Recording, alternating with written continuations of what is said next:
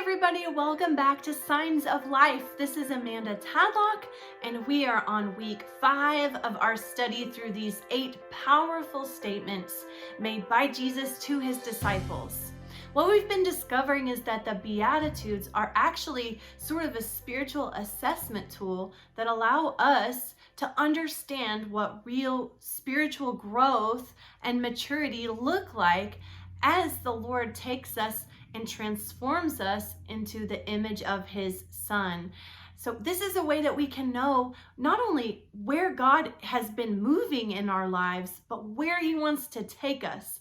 And we get the added beautiful blessing of knowing there are perks that come with it. As God develops these things in our life, which are sometimes kind of tough for the ego and the pride and in the physical sense, we can know there are great eternal and spiritual blessings, that it's worth it in the now and in the eternal for us to allow God to have his way in transforming us into true image bearers, which is what we were created to be.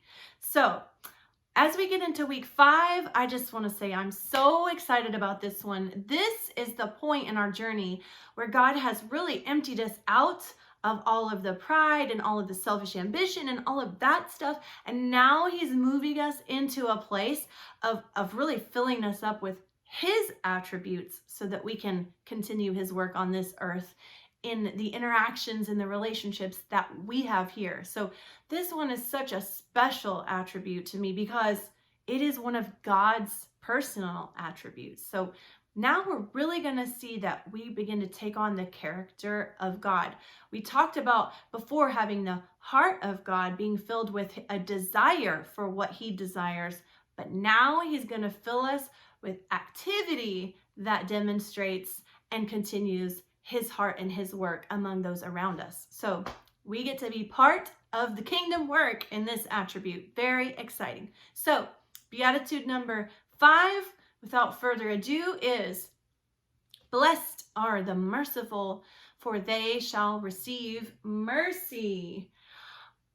Okay, so what even is mercy? What is this word all about? It is such a common church word, and we use it so interchangeably with other really common church words that I think that we can kind of get it confused, and maybe we have a vague understanding of what it is, but today I want us to really focus on what it means so that we know whether or not we've got it, and so that we understand something about who God is. So today is a double blessing. We get to understand the Father's heart and understand what he wants to do in ours and whether or not he's been working in that area or not.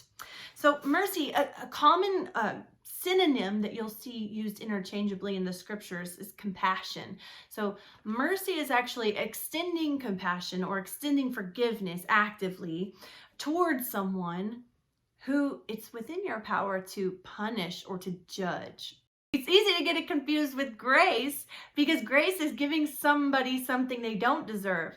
But compassion and mercy are all about not giving somebody something that they do deserve. So it's when they really deserve the retaliation, they really deserve the punishment or the judgment, but instead you give them something good. And so it's supernatural because in our flesh, we don't want to do that. We want people to get justice and we want judgment, right? But God says, I'm going to develop in your heart, in your spirit, the desire to extend love and forgiveness and compassion where really anybody else normally and naturally would want to extend the fist of judgment and to repel that person. Now, a few weeks ago, we talked about meekness. And so I wanted to differentiate the subtle difference between mercy and meekness. So mercy in our beatitude here in the language, in the Greek, it implies action-based. So it's not just feeling something about somebody. It's not just having a loving feeling. It's actually supported through doing. So God's going to utilize our mouth, our hands, our feet, and we're going to go and do and say and speak in order to give good things in place of judgment. And so it's active and it's ongoing. It's like a continual everyday posture that we have all the time, regardless of the recipient. So it is poured out to whoever God brings into our our little sphere, okay? So meekness is a little different because meekness, if you remember, was all about control and restraint. So meekness absorbs the yuckiness that people give out in their sinfulness, in their pride, and it kind of allows them to have the upper hand. It says, I don't have to defend myself because I know that my master who's harnessing me is gonna defend my interests as I defend his kingdom interests. So everything that we are as meek people is an extension of who he is. So he was humble in his interactions with other people. He didn't have to dominate them and to show his strength. He's showing his strength through his ability to restrain that selfish desire in order to honor his Father. And so we have to be people who can do that too. So meekness, all about restraint, control, absorbing.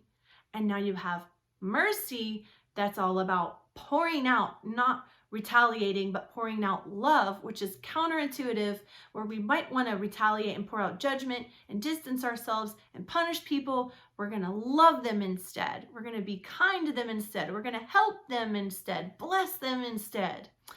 So mercy is giving and something is coming out of you rather than you absorbing something. So they're different in that sense. Now, the other word that we might confuse mercy with is grace. And we kind of talked about that a little bit. Grace is another word that God uses to describe himself. He says, I'm gracious. And so when he says, I'm gracious, I extend grace, it means that he gives out things that are undeserved, that we receive grace from him in that we receive salvation and forgiveness that we don't deserve. What we deserve is judgment, but he gives grace. Now, because he gives us grace when we deserve punishment, he's merciful. So not only is he giving us something that we don't deserve, he's withholding something that we do deserve to give us great things instead. So he's gracious and merciful.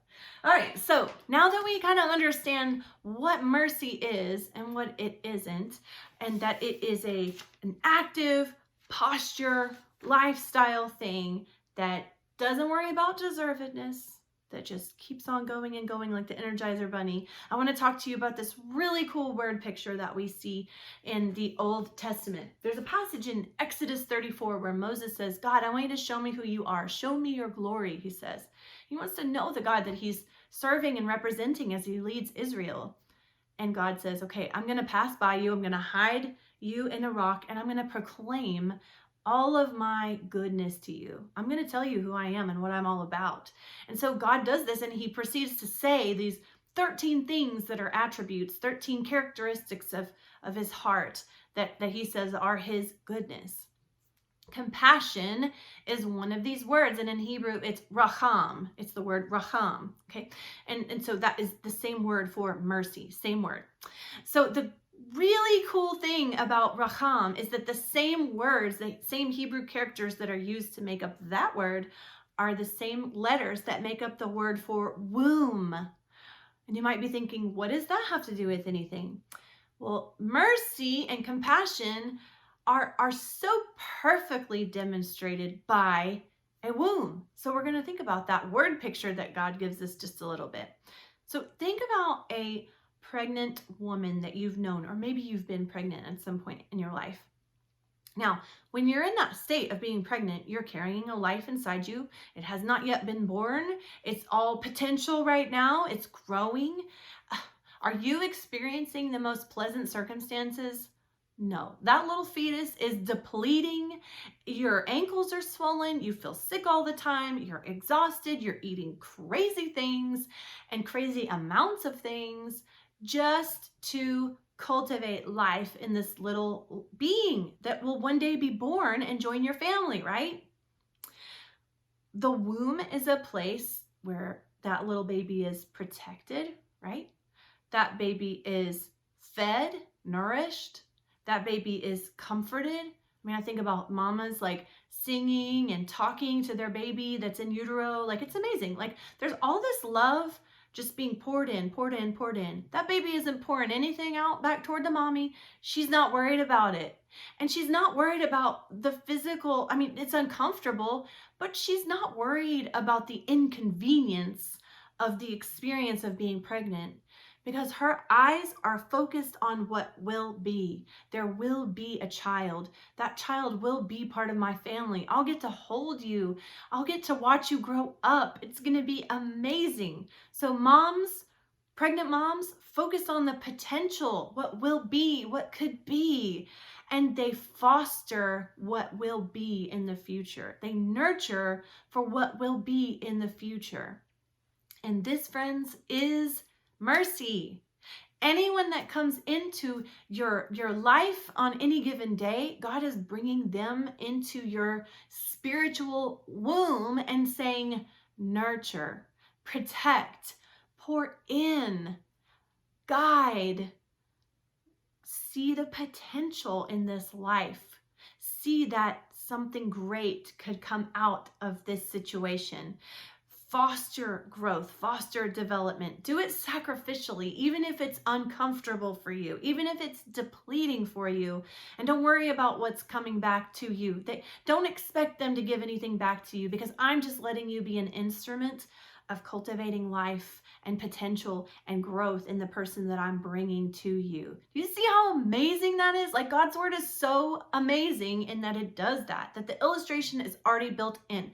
So what we have to remember is that when God is awakening mercy in our spirit and allowing us to see people not for the problems they're presenting and the inconvenience that they're often presenting to us, but for what they could be when they place their life in his hands, when they come into their spiritual birth, into the family of God. So we're pouring in, valuing that person, and really seeing that person through the eyes of God, who made them and loves them and values them. So we're just trying to pour into his vision of who they are for their lives.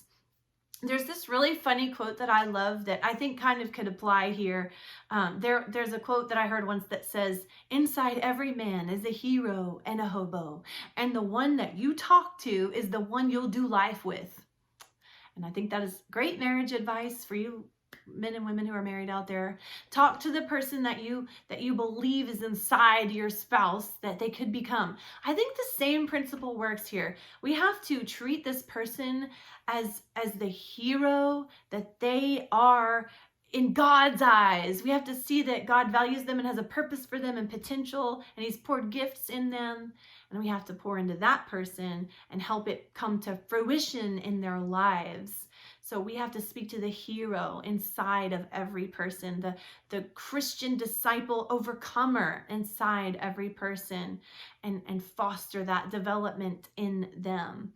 I often think about Gideon when I think about this, because when he was found by the angel of the Lord, and before he went to become a valiant conqueror in his little army, he was hiding in a wine press, and the angel of the Lord approaches him and says, "Greetings, valiant warrior." And in that moment, he did not look like a valiant warrior. He looked like a hiding little boy, a fearful little boy. But that's not how God saw him. And when we encounter people, we have to be like that angel of the Lord that says, "Hey, greetings, valiant warrior. I'm going to pour into your life today whatever I can. I'm going to feed you, nurture you, protect you, comfort you. I'm going to cultivate what God is doing in your life so that you can become every bit as wonderful and fulfilled and impactful as God has intended and created for you to be." So what does mercy look like in a life if we begin to demonstrate that? How do we know? How do we know if it's in there or not? Well, here are some distinguishing marks of mercy in a heart. The first one is the easiest little test to give yourself. When you see someone, encounter someone, whether they're easy to love or not, typically what happens when they express a need or when they demonstrate a need, because sometimes they're not telling you, you can just tell. What happens to you in your heart? Do you bristle up and harden, or do you soften? Because people that are merciful, people in whom God is developing that quality, they soften when they see need. They don't bristle up. They don't harden. They don't want to distance themselves. They want to run in and nurture and comfort and help. They see it for what it is, that it's a need. And it could be a physical need, a spiritual need, an emotional need, any of those three. But when they see it, They see it for what it is. It might present as false pride. It might present as anger. It might present as rejecting you. It might present as all kinds of different things. But you look beyond the situation that they're sitting in, and you see the potential, and you want to pour in and heal and ease pain. That's your go-to. You soften. So which one happens to you when you see a need? When you see someone on the side of the road, do you bristle up or do you soften? When you see somebody whining about something for the 400th time and you've heard it all before, do you harden or do you soften? What happens in your heart? What happens in your spirit? This is a great way to know if we're developing that quality of mercy or not. So merciful people are more about what they can give than what they can get. I'm so pleased to know that God wants to develop all of us to be givers and not takers. Love that. You know, one of my favorite things about the story of Cain and Abel that we talked about in our Genesis study was that Cain was a person who acquired stuff for himself. His name means to acquire. But Abel was one who breathed out. His name means breath, and he emptied out. He took in and emptied back out. And so God wants to foster that spirit of Abel in our lives, where we don't just want to store up good things for ourselves, but we want to walk into a situation and be used by the Lord and pour out and love on people actively. So which is your go-to? Do you make relationships by kind of sizing up how a person can be advantageous to you? Or do you walk into a situation or a friendship wanting to best cultivate their gifting and be an advantage to them? Because that's what merciful people do. Merciful people ease pain and they ease misery. They want to relieve people's pain. And so they promote life and growth in other people. And they're an active instrument of good in other people's lives. And that doesn't always just mean by things that feel pleasant in the moment. Sometimes it's through teaching and correction and instruction and truth that's maybe painful but vitally needed to overcome something in an area. They have to speak something out. That might be uncomfortable, but it's still good because it is cultivating life and potential in somebody. So now, 3 different ways that we can give mercy to other people and that we are called to give mercy to others. The first one is physical. We are absolutely called to meet physical needs. Some of you tithe in your churches, and that's wonderful, and that's the expectation, and that is meeting physical needs. Maybe indirectly through your tithe, people are being fed. But I would submit to you that over and above that, we are expected to, when we see a need that needs to be met, if it's within our power and within our means to help, the Lord wants us to help. And I say that because of 1 John 3:17, which says, if anyone with earthly possessions sees his brother in need, but withholds his compassion from him, how can the love of God abide in him? I'll never forget once I was eating barbecue with my husband in a restaurant, and there was a gentleman. It was cold outside, and there was a gentleman that didn't have adequate, clothing. He didn't have food. He was kind of eating off of a tray that had been left behind, and I noticed it, and I kind of nudged my husband, and I'll never forget, he went right over and sat down next to him and began to talk to him, and he took his tray, his untouched tray of lunch, and put it in front of this man, and before he left the conversation, he literally took the shirt off that he was wearing and draped it around this man and embraced him and hugged him.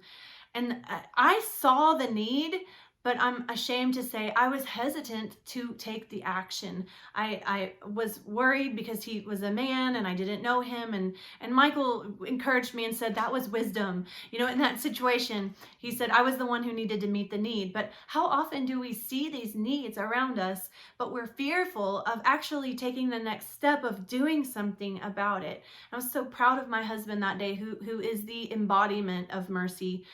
Who there wasn't anything that he had in his possession at that moment that he wasn't willing to just pour into this man who just needed some care. He needed adequate covering, and Michael had that. He has plenty of shirts, that was something he could do. It wasn't a big deal. He could give his lunch because God blessed us with the ability to buy an extra lunch that day, And so sometimes it's literally meeting an urgent physical need directly like that. Sometimes we encounter people like that, and man, it's so beautiful because oftentimes that gives you an entree to then meet spiritual needs. And that's how Jesus did it so often, isn't it? He would meet physical needs, and that gave him access to then begin to speak into the spiritual needs. But we can do it in a lot of different ways. You could visit people who are sick. You could just be present and meet a physical need, just of giving people some company and a listening ear. You could take a pregnant mom or a new mom who's just given birth to a baby. You could take her a meal.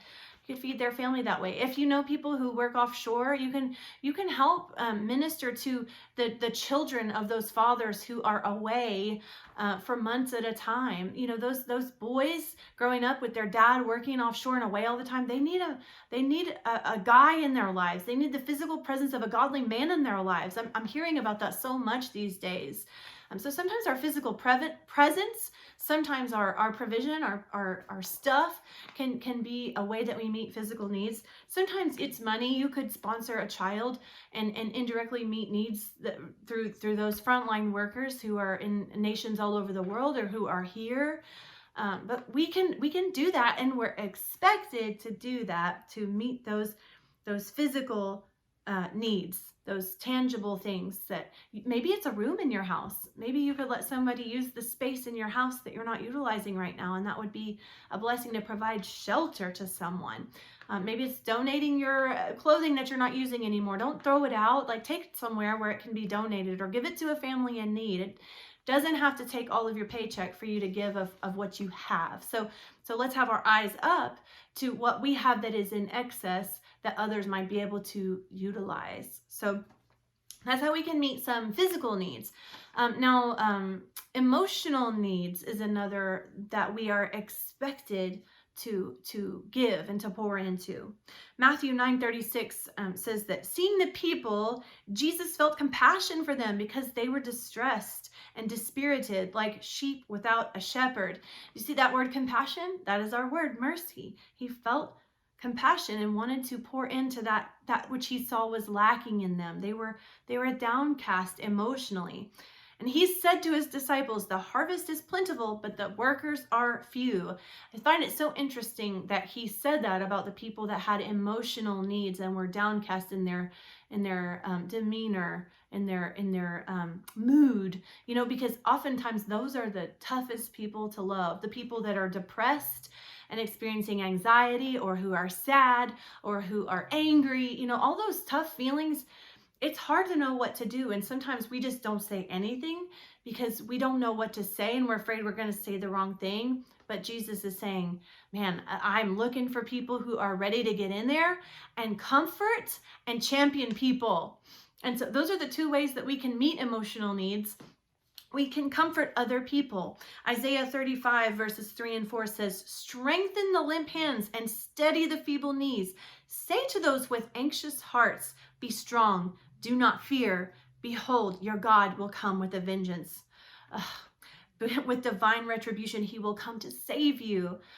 I love that the prophet encourages us to encourage other people.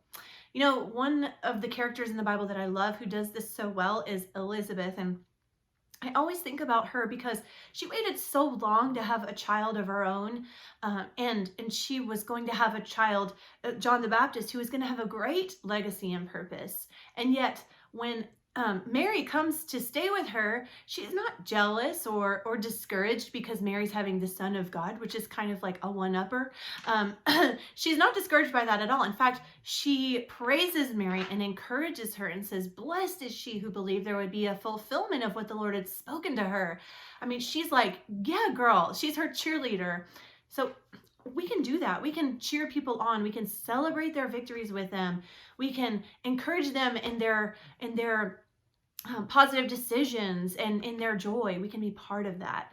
The other thing that we can do that I love that Barnabas actually does so well is champion people, include people, bring them in, and allow other people to see their value. Oh, I love this. You know, when Saul first converted from persecuting Christians to becoming one of them, not a lot of people wanted to associate with him. Certainly not the disciples and the apostles. They wanted nothing to do with him. They were fearful of him. They did not trust him.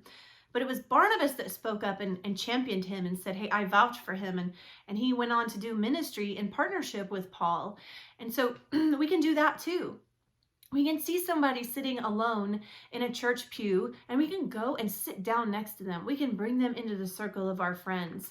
We can go and invite people that haven't been invited. I hate when we seem exclusive in our churches. That is not the way Jesus was, and that is not how we should be. There should be no cliques. People should feel invited and included in our presence. We should not make people feel like they are beneath us or not good enough for us or undervalued by us. That should never be something that they walk away experiencing when we are merciful people. It just can't happen.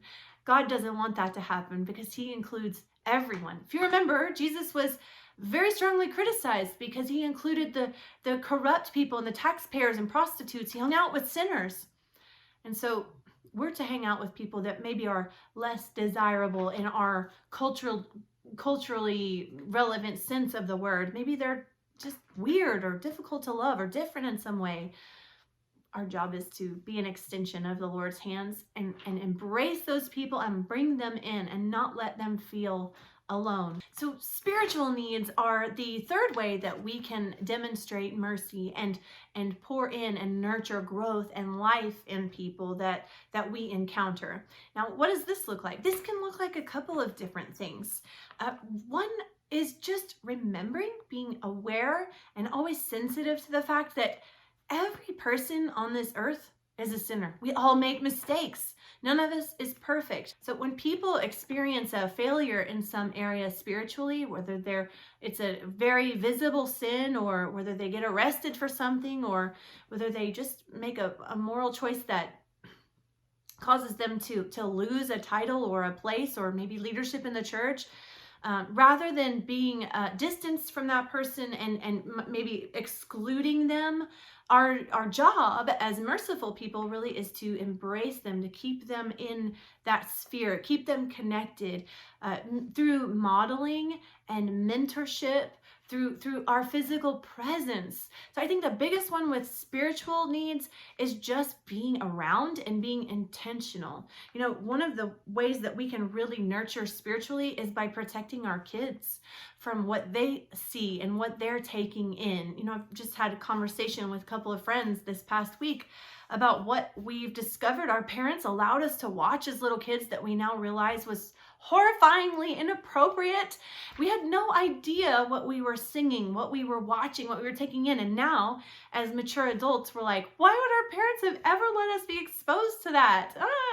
And so we laugh about it now, but really, if it's our job to cultivate spiritual growth and to meet spiritual needs, sometimes that means protecting innocent people from things they don't need to be exposed to. Our children are innocent, and it's okay that they remain innocent. It doesn't mean that we're not real with them about what's going on in the world, but we do have to protect them from some things. And there are some things that are not appropriate for them to be continuing to be exposed to all of the time. We need to teach them that those things exist and they're there and how to deal with them in the real world and how to be in the world and not of the world. But we don't want to endorse those things. We want them to catch us also making good spiritual decisions. And when we don't, acknowledging it and repenting of it and asking forgiveness from it, we need to model through our own spiritual growth. We need to let them catch us reading the Bible. We need to discuss the Bible with them. We need to teach them spiritual things. And so if this is how I cultivate a spiritual meeting of needs with my own daughter, with my children, then man, I can do that with other people too. I can teach people what God is teaching me today. I can model and demonstrate. I can acknowledge when I make a wrong decision. I can do that. So can you. We can all share what God is doing in our lives. We can all be living outwardly, obediently, and passionately and joyfully.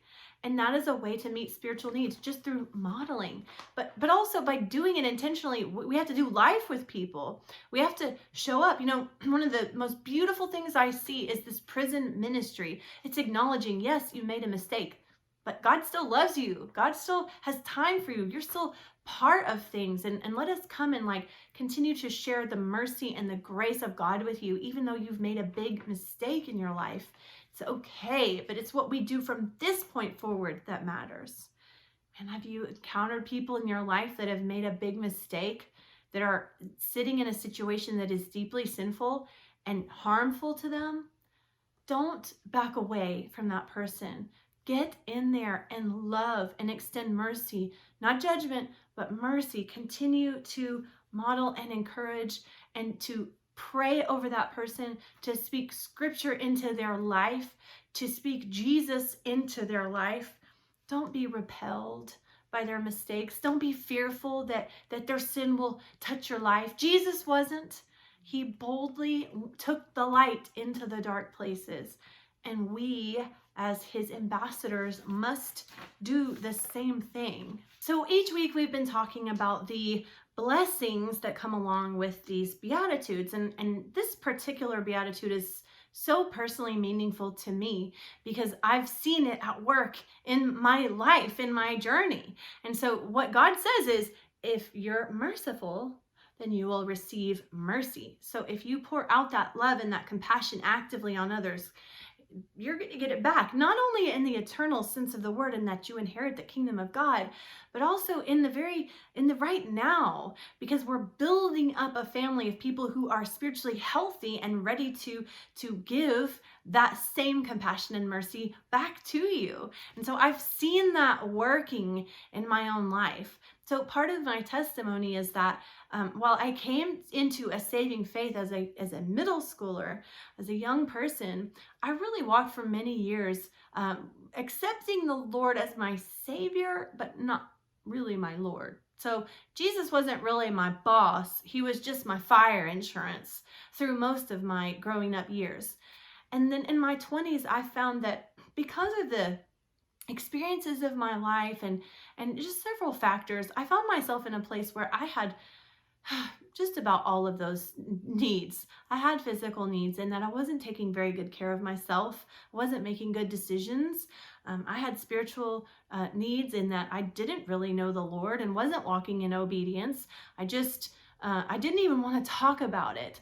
And also I had these emotional needs. I had some deep wounds and scars. And so in every way I needed the Lord. And so that manifested in a number of very unattractive behaviors.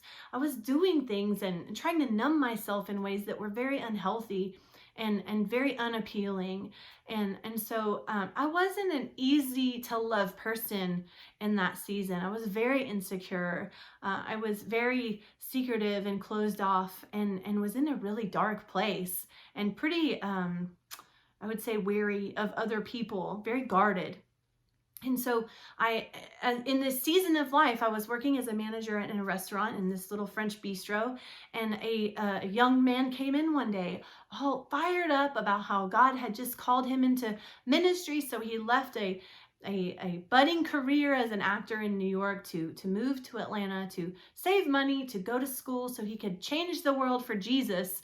And I thought he was precious and could not relate to that in the slightest bit.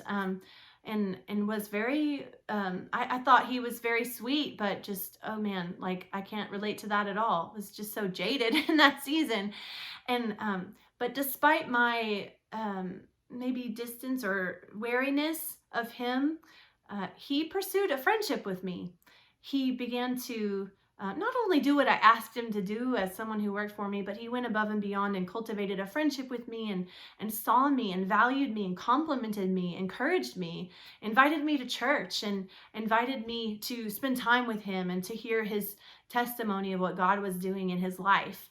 And as he shared that with me, he challenged me to allow the Lord to be more than just that fire insurance. He said, let the Lord have it all. He said, I can see that you know who he is. I can see that he wants to do great things in you. There's more for you than what you're living in right now. Won't you just give it to him? And he took a great risk in cultivating that mercy and goodness into my life as someone who worked for me at the time. He did it at the expense of himself. I mean, he never asked me for anything, and I certainly wasn't thoughtful of him in those early days of our friendship. And yet at that moment when he spoke those words over me, I knew he was right. And his challenge and his truth speaking and his investment of kindness in my life cultivated a readiness to really, really surrender my life to the Lord. And so my life completely changed. I transformed into essentially a new person right in front of everybody that we were working with. And it was powerful. And it was a result of his willingness to be kind and to see and value and include the person that wasn't very lovable and wasn't being a good little Christian girl, but not being repelled by that, and instead being compelled to love and to be compassionate. And so as I developed in my walk, he came alongside and discipled me. He met those spiritual needs. He continued to help me understand spiritual truths. He bought me books so that I could continue to study and just really encouraged my development. And then the day came not long after that when he realized that what God had done is in his investment to be merciful to me, God had then returned that mercy to him and revealed to him that I was supposed to be his wife. So his investment in me as someone who needed love and nurture and comfort and protection and care actually became the very action through which God could bring his wife to him. So he was blessed in that he got a partner in ministry. And so I ask you, like, how many people in your life around you are potential best friends, potential family and partners in ministry? Oh man, but they're just waiting for us to be willing to extend that compassion actively to them, to help meet their physical and emotional and spiritual needs, to speak those truths and to be present with them, and to not distance and be judgmental, but to soften and to love. I mean, who does God want to bless us with in our lives as the result of our willingness to be merciful? So know that you just never know who you're being kind to, who you're pouring into, and how God could totally change that person into somebody that is one of your very favorite people. So don't resist the prickly people and the unlovable people. I've been one, and I'm so glad that God pursues that one out of the 99 and comes running after that one who just went astray and says, I see you, I value you, and that he utilizes us to do that he lets us be part of that beautiful ministry and allows us to be part of the testimony of someone coming back or coming to the faith in the beginning of their journey. It lets us be part of their birth into the family of God, into the eternal. That's amazing. So it really is true. The blessing is true. You do receive that mercy and compassion, because I've been able to since then extend that to my husband as he's helped me to mature in my walk. And so now we get to just keep bouncing that compassion back and forth, because that's what marriage really is, isn't it? Just growing together and learning to be selfless and extend love, and for the sake of reflecting the Lord in our partnership. So just as a recap, where are you right now? Where is your heart? Are you eager to judge or eager to love? Are you a person who sees the worst in people and distances from that? Or are you a person who sees the potential in people and is ready to pour into that and speak life into that? Are you a person who is ready to be a safe and warm and protective environment for those that you see that desperately need it? Are you ready to let God use you powerfully to transform lives and hearts and destinies, and to see that come back to bless you? I know I am. So I'm just praying that God makes us people who have open eyes to see needs, to discern things, and heart that breaks for those things, that softens, and then hands and feet and a mouth that are willing to do and go and speak love into these people's lives, and to watch God do incredible things through them and through us. So I hope that you are encouraged and challenged and on fire to go and be merciful for the Lord. And I just pray that he would develop that in us. I love y'all. I'm so thankful that you're here learning with me. I hope you have a blessed week, and I will see you next week for our next Beatitude.